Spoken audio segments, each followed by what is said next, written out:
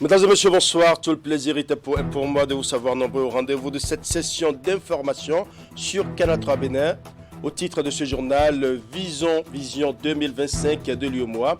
Quel rôle pour le secteur privé? C'est le thème de la 23e session ordinaire de l'Assemblée générale de la Chambre consulaire régionale de l'Union économique et monétaire ouest-africaine qui se tient à Cotonou. Plusieurs autorités du Bénin et de l'Union prennent part aux travaux pour passer en revue les actions de l'organisation et faire des projections pour l'avenir. Dans ce journal, le compte rendu de la cérémonie d'ouverture des travaux. Nous parlerons également des affaires sociales dans le département de l'Ouémé avec Solange Ojo, directrice départementale des affaires sociales et de la microfinance. Avec elle, nous ferons l'état des lieux de la mise en œuvre de cette politique du gouvernement qui vise l'amélioration des conditions de vie des couches vulnérables et défavorisées. Les détails dans un instant.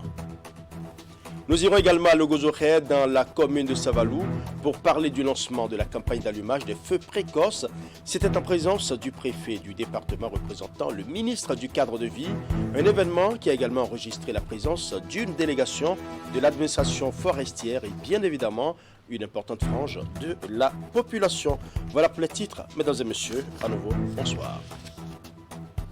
Le Bénin accueille la 23e session ordinaire de l'Assemblée générale de la Chambre consulaire régionale de l'Union économique et monétaire ouest-africaine. Les assises se tiennent à Cotonou du 6 au 8 décembre 2022 autour du thème Vision 2025 de l'UEMOA, quel rôle pour le secteur privé?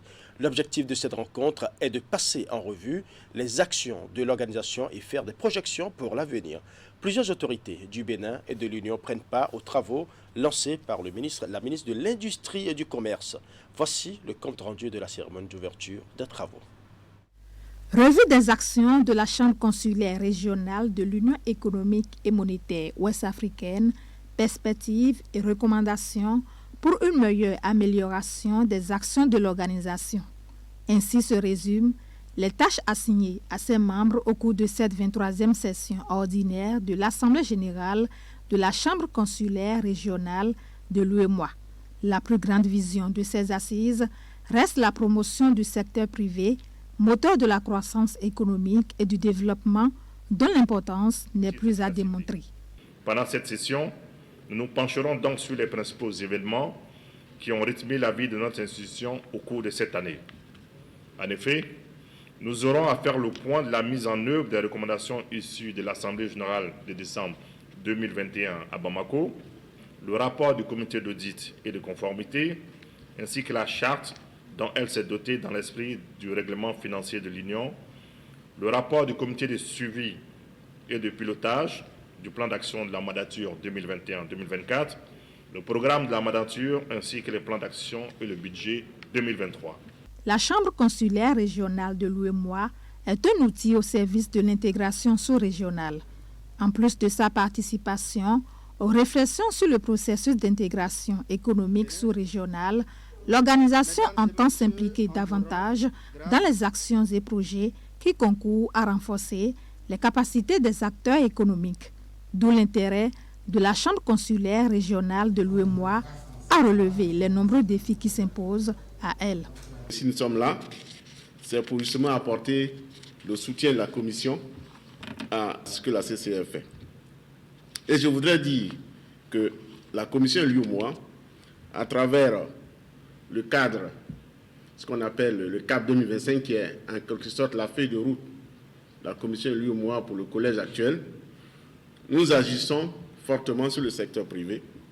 Le choix sur le Bénin témoigne non seulement de la qualité du dispositif de promotion du secteur privé de notre pays, mais aussi et surtout conforte notre gouvernement qui, sous la conduite éclairée de son Excellence le Président Patrice Talon, a réservé une place de choix au secteur privé béninois dans le cadre du programme d'action du gouvernement 2021-2026, afin de donner toute leur place aux acteurs de l'économie béninoise.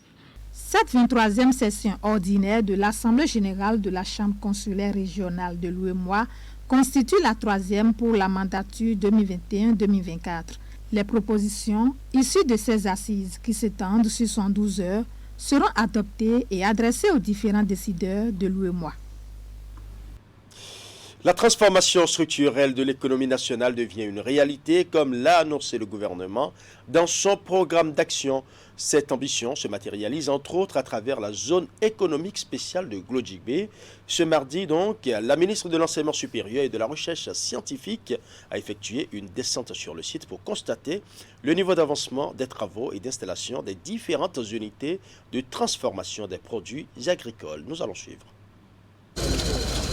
La zone économique spéciale de Glodjibé accueille ce mardi la ministre de l'Enseignement supérieur et de la Recherche scientifique. Ça va très très bien.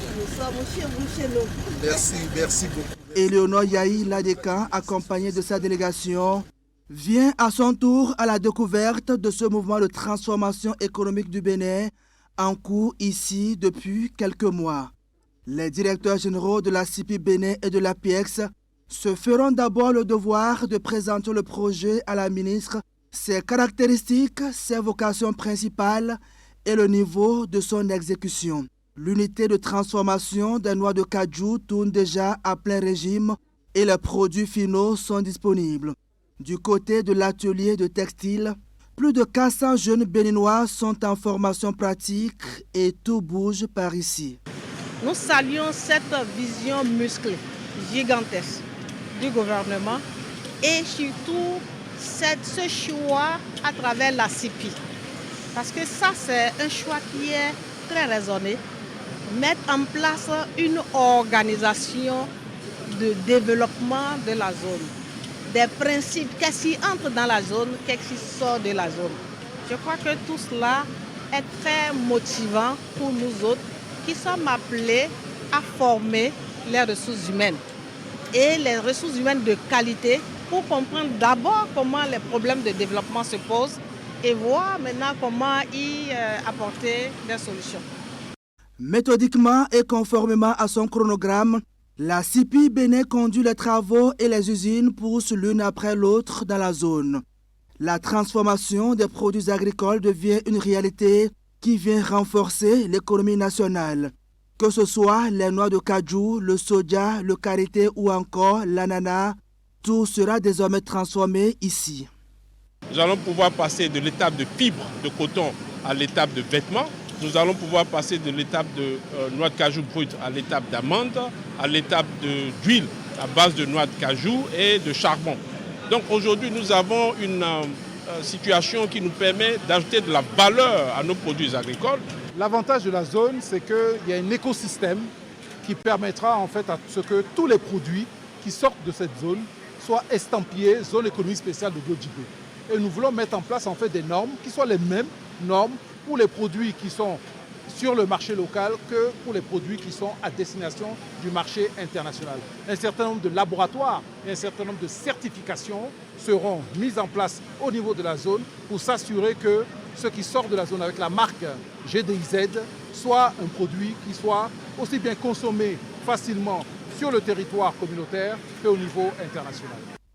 La ministre de l'Enseignement supérieur et de la Recherche scientifique et sa délégation repartent donc satisfaites.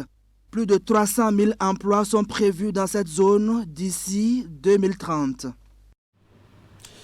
Parlons sécurité à présent. Les experts des questions sécuritaires des pays membres de l'unité régionale de fusion du renseignement ficelle les stratégies pour endiguer la menace terroriste du Sahel et du lac Tchad en passant par les pays du Golfe de Guinée. Ils sont à Cotonou depuis ce lundi pour un atelier qui vise à trouver une approche conjointe transfrontalière contre ce mal. C'est la 10e réunion du comité de gestion de l'unité. Nous allons suivre un extrait des propos du président du comité, Pamphile Zomaoun. Il est suivi du ministre de l'Intérieur, Alassane Seydou. Nous allons suivre. Les mécanismes de lutte en place au niveau national et régional par nos États ont certes permis d'obtenir des résultats probants, mais ils présentent actuellement des limites. Il s'avère donc essentiel de les repenser dans l'objectif de pouvoir contenir et éradiquer efficacement et durablement cette menace diffuse et évolutive. Cela appelle à un changement véritable et profond de paradigme. Nos actions devront donc être plus collectives, mieux concertées et davantage coordonnées en privilégiant le renforcement de la coopération entre les pays, en termes de partage effectif et en temps opportun de renseignement. Et c'est tout le sens du thème de cet atelier que je voudrais rappeler au passage, à savoir endiguer ensemble la menace terroriste, réponse conjointe transfrontalière. Pour y arriver, il est important d'éviter le piège de la division et celui de la stigmatisation ethnique que tendent à dessein par leurs propos et leurs actions manipulatrices les groupes terroristes actifs dans nos régions. C'est en ayant à l'esprit la complexité des enjeux, des intérêts, des réalités socio-économiques à plusieurs vitesses et des contradictions qui peuvent en découler qu'il faut aborder la réflexion pour essayer de résoudre le problème. La tâche semble difficile, mais elle n'est pas impossible.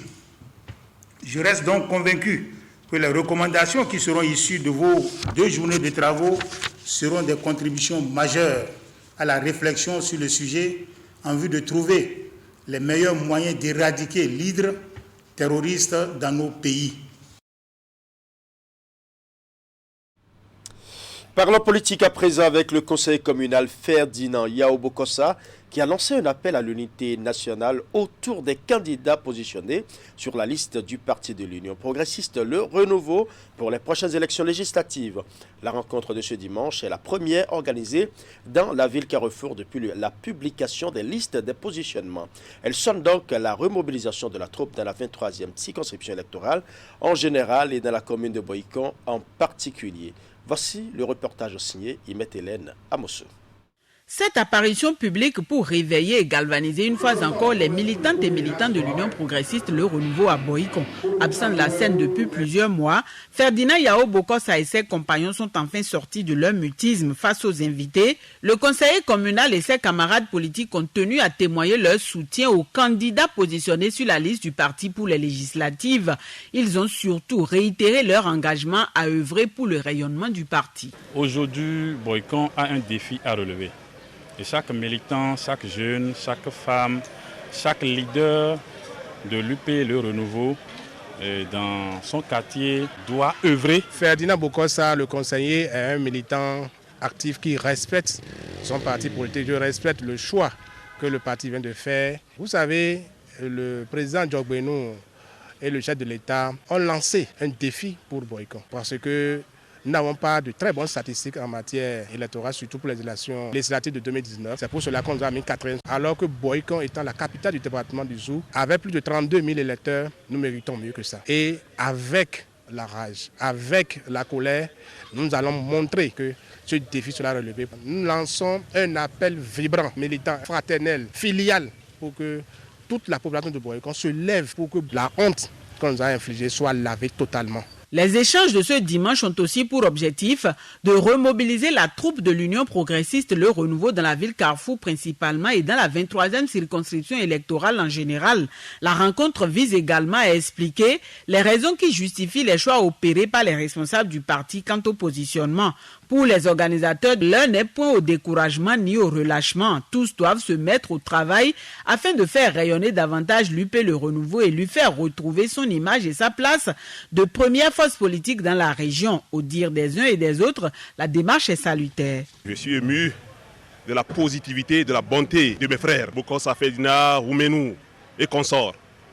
Cela témoigne de la cohésion qui est entre la jeunesse du Boïcon, de la volonté de se faire sortir Boïcon de l'ornière. Cela témoigne de la volonté de faire sortir Boïcon de la torpeur léthargique.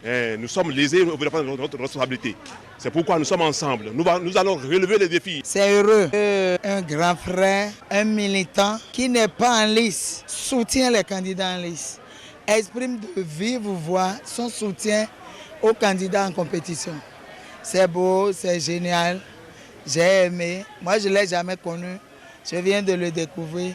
Plus que jamais engagés, militants responsables de zone du parti ainsi que les candidats sont ensemble pour relever le défi à eux lancé. Ils en appellent au sens de militantisme des membres, amis et sympathisants de la formation politique dans les autres communes du département afin qu'ils les rejoignent pour l'atteinte des objectifs.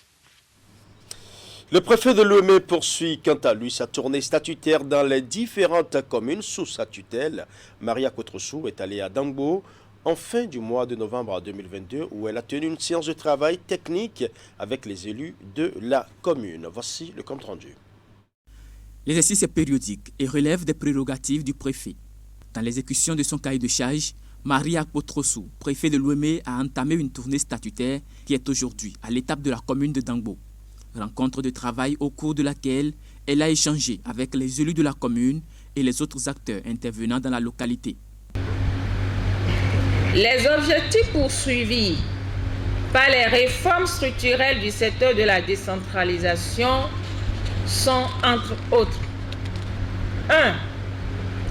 Assurer l'efficacité du pilotage et de la gestion de l'administration communale. 2. Réduire les interférences politiques dans la gestion administrative et des ressources communales. 3. Donner plus de visibilité aux actions publiques de développement communal. En dehors de la discussion menée autour des réformes structurelles du secteur de la décentralisation et leurs avantages, un état des lieux de la gestion de la commune de Dangbo est fait sur place. Le bilan que le conseil a présenté à son hôte. Le plan de développement communal, troisième génération de Dangbo, arrivera à terme en décembre 2022. Nous sommes déjà à pied d'œuvre pour son évaluation finale et l'élaboration de celui de la quatrième génération. De même, le schéma directeur d'aménagement de la commune, élaboré en 2013 pour un horizon de 15 ans, a besoin d'une actualisation afin de nous permettre une gestion harmonieuse du territoire communal. La parole est ensuite donnée aux citoyens afin que chacun relève ses préoccupations. Ceci pour le développement de la commune de Dangbo. Hier lundi 5 décembre 2022, c'était la 38e édition de la Journée internationale des volontaires.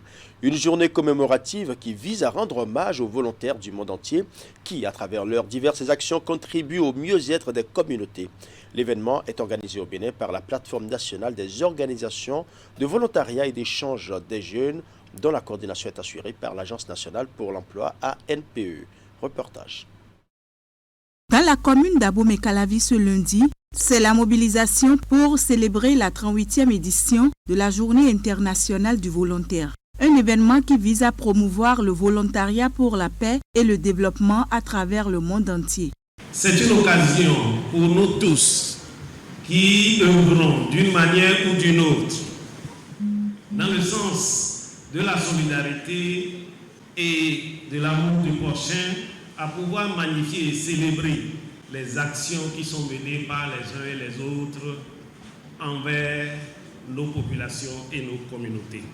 Vous donnez ainsi l'opportunité aux communes de s'intéresser également au volontariat quand on sait tout le bien que cela procure aux communautés. Le thème retenu pour cette année est « Ensemble, agissons maintenant ». Portez-vous volontaire et montrez votre soutien au volontariat. Un panel de discussion sur la solidarité est animé à l'occasion pour pouvoir ensemble analyser dans quelle mesure le volontariat peut être une action de solidarité envers les autres. En effet, lorsque nous agissons ensemble en solidarité, nous sommes plus forts. Nous avons un impact positif. Nous pouvons changer le monde pour le meilleur. En 2022, sur le milliard de volontaires, figurent environ 12 000 volontaires des Nations Unies qui servent actuellement dans le monde entier.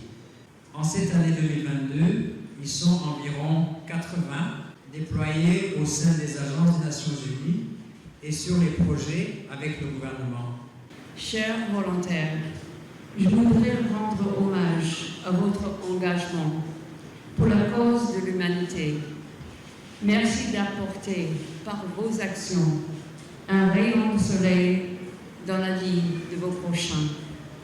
Le gouvernement, à travers le ministère des Petites et Moyennes Entreprises et de la promotion de l'emploi, travaille depuis quelques années pour la relance du volontariat national. Et le thème de la journée, axé sur la solidarité, est évocateur. L'objectif de la célébration de cette année est de sensibiliser la communauté sur le rôle déterminant du volontaire comme un levier de solidarité pour construire des communautés plus inclusives et résilientes. Les volontaires sont mobilisés pour faire vivre l'esprit de solidarité en accompagnant et en soutenant les populations durement éprouvées. Cette solidarité s'est traduite par une activité communautaire organisée samedi dernier qui a consisté à offrir un soutien psychologique à une cinquantaine de familles dont les enfants sont nés avec une malformation faciale. L'engagement de tous à les accompagner est ici renouvelé pour la promotion du volontariat au Bénin en vue de contribuer à la réalisation des objectifs de développement durable. D'une journée à une autre, le Bénin célébrait il y a quelques semaines la Journée nationale des affaires sociales. L'objectif du gouvernement en mettant l'accent sur les affaires sociales est de travailler à l'amélioration des conditions de vie des couches vulnérables. Quel est aujourd'hui l'état des lieux de la mise en œuvre de cette politique dans le département de l'Ouémé? Solange Ojo, directrice départementale des affaires sociales et de la microfinance de l'Ouémé, nous en parle dans cet élément suivant.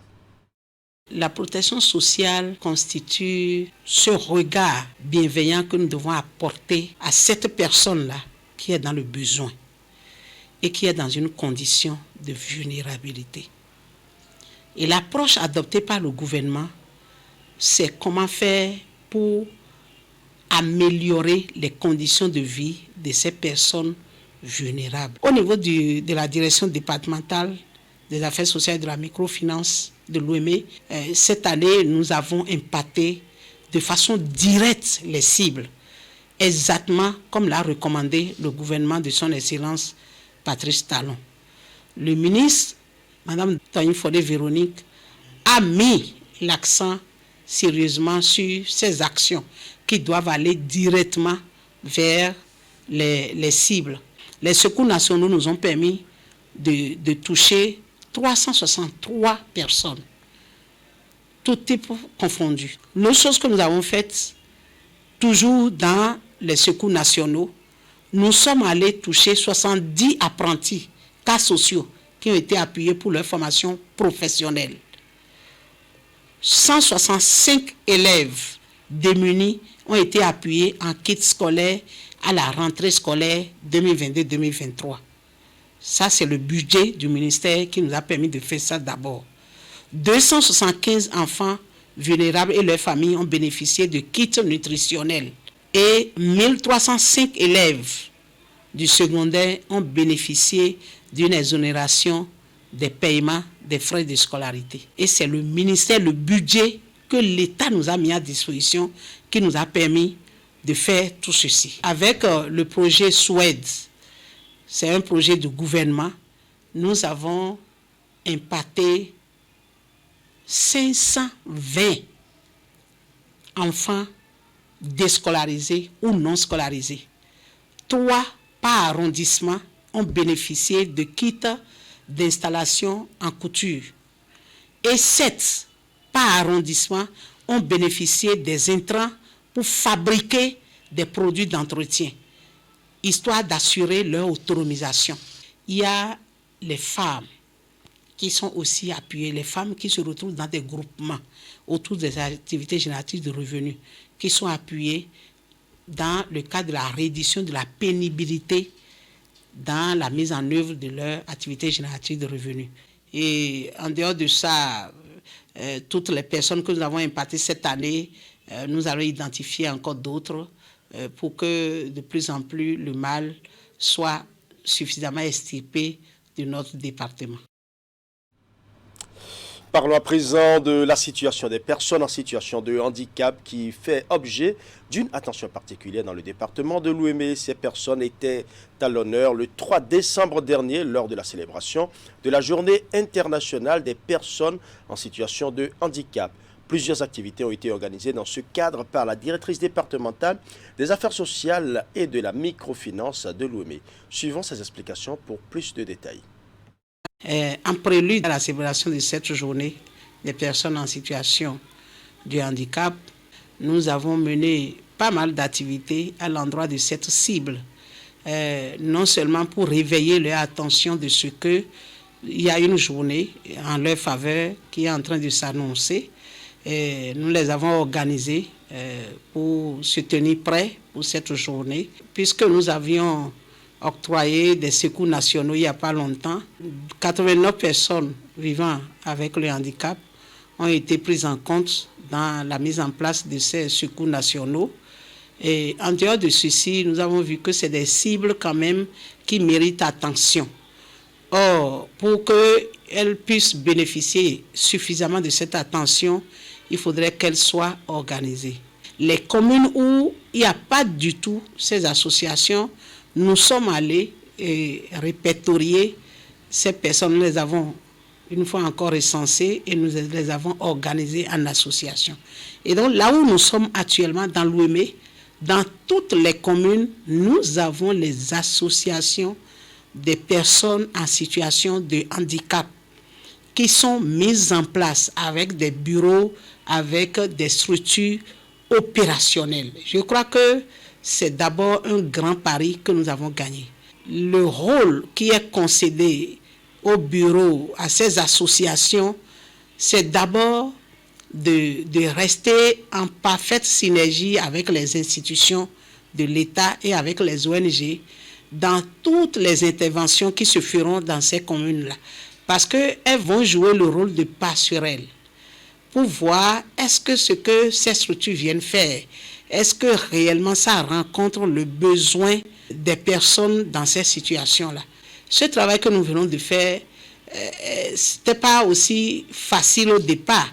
On a dû travailler, faire des appuis psychosociaux, travailler avec ces personnes avant de pouvoir les faire adhérer à la chose, de leur faire comprendre un peu quel est l'objectif que nous visons.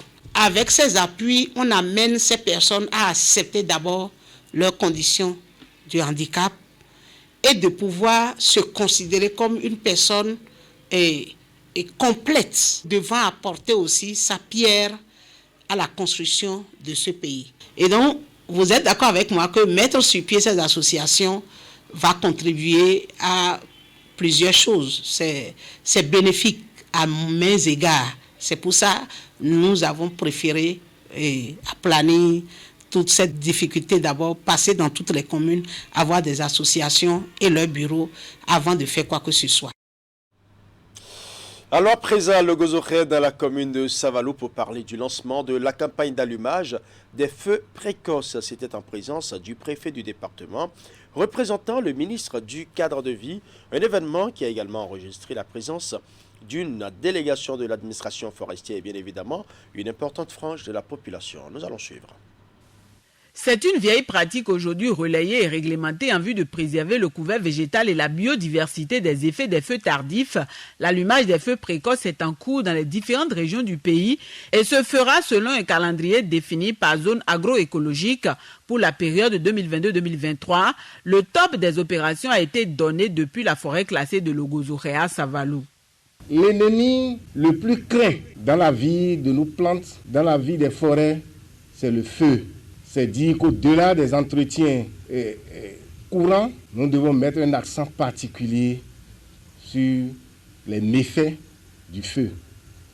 Et je crois bien, c'est la raison qui motive l'initiative de prendre des dispositions légales pour réglementer l'usage du feu en cette période-ci. Nous sommes là pour le lancement des feux précoces. C'est toujours pour protéger nos forêts. Sinon, nos efforts auraient été vains. La cérémonie a été l'occasion de rappeler le cadre réglementaire qui régit l'allumage des feux précoces au Bénin, ainsi que les sanctions prévues pour la réussite de l'opération. Des dispositions doivent être prises, a souligné le chef de l'administration forestière. Nous allumons les feux précoces à un moment où la végétation n'est pas encore sèche. Cela permet de préserver une couverture sur nos sols et donc de prévoir un abri pour nos animaux. Voici que cette pratique exige un peu d'effort. Et comme l'homme n'aime que ce qui est facile, eh bien, nous ne nous adonnons pas suffisamment à cela. C'est pour ça que le gouvernement a décidé de réglementer l'allumage des feux précoces. Selon les zones agroécologiques, des périodes sont définies pour l'allumage de ces feux. Et la législation a prévu des pénalités pour ceux qui mettent le feu à la végétation au moment où cela est interdit, ce que nous appelons feu tardif. À toute la population béninoise, je voudrais dire que la campagne de lutte contre les feux tardifs est l'affaire de tous. Pour cette raison, les structures déconcentrées de l'administration des eaux, forêts et chasses ont été instruites pour l'encadrement des populations, pour la réalisation des pare-feux, pour l'allumage des feux précoces et des feux de renvoi partout où cela est nécessaire. À Logozoré, le geste de l'autorité préfectorale et de l'administration forestière vise à protéger la forêt classée de la localité. Une végétation dont la superficie est estimée à 2415 hectares. L'espace objet de protection des feux précoces est la parcelle 31 d'une superficie de 5 hectares réalisée en 2021. Célébration de l'excellence dans l'Atakora, la direction départementale du tourisme, de la culture et des arts a organisé la 5e édition de la sortie découverte à caractère touristique au profit des meilleurs écoliers du département. Démarré le samedi 3 décembre 2022 par la visite des sites historiques de la Donga, cette sortie découverte a pris fin ce dimanche 4 décembre par l'exploration des sites de l'Atakora. Suivant. Ils sont tous de meilleurs écoliers au CEP 2022 dans l'Atakora. Pour récompenser leurs mérites et les encourager à garder le cap pour l'année en cours, ils ont été conviés à cette sortie découverte à caractère touristique sur initiative de la direction départementale du tourisme, de la culture et des arts dans l'Atakora. Dans les différents compartiments de la stèle de Kaba, ils ont pu admirer les objets laissés par ce héros. Cette activité vise à promouvoir l'excellence en milieu scolaire et en même temps donner le goût à la découverte touristique aux enfants. C'est sûr qu'après cette sortie, après avoir parcouru, après avoir visité nos potentialités touristiques et culturelles, ils vont en parler autour d'eux, aussi bien à la maison qu'à l'école. Ça va attiser certaines curiosités. Ça va amener certains enfants à avoir envie de retourner et ils ne vont plus retourner désormais seuls. Ce sera avec les parents, ce sera avec les amis. De ce monument, cap est mis successivement sur la préfecture de Natitengo et le musée régional de la ville. Pendant 48 heures, ces meilleurs écoliers ont pu découvrir avec satisfaction les sites historiques, le mode de vie, l'histoire et les origines des peuples autochtones de l'Atakora et de la Donga. On a fait une sortie touristique à Djougou. J'ai visité le palais royal de Djougou. J'ai vu le roi de Djougou. On a discuté, on a causé avec lui. Et nous sommes revenus à Natitengo. J'ai visité la stèle de Kaba. On a visité le musée régional de Natitengo. On a aussi visité la préfecture, le palais royal du roi de Djougou. Au cours de cette sortie, ce qui m'a le plus marqué, c'est du fait que c'était pour la première fois que j'ai visité le palais royal de Djougou. Nous sommes très heureux parce que nous avons de nos côtés les agents de la direction qui nous ont accompagnés et nous disons dans l'ensemble que ça a été très bon. Donc je suis très content par rapport à tout ce que nous avons vécu ici. Nous parlons des sites touristiques et autres, mais les enfants n'ont jamais eu l'occasion, n'est-ce pas, de voir ces sites touristiques à l'œil et nu comme ça. Donc c'est déjà un pas pour eux. Paris gagné donc pour les organisateurs de cette 5e édition de la sortie découverte à caractère touristique. Ils ambitionnent étendre cette initiative l'année prochaine aux meilleurs élèves au BEPC dans l'Atakora. Voilà, ce sera tout pour ce journal. Merci pour votre aimable attention. Bonne soirée chez vous.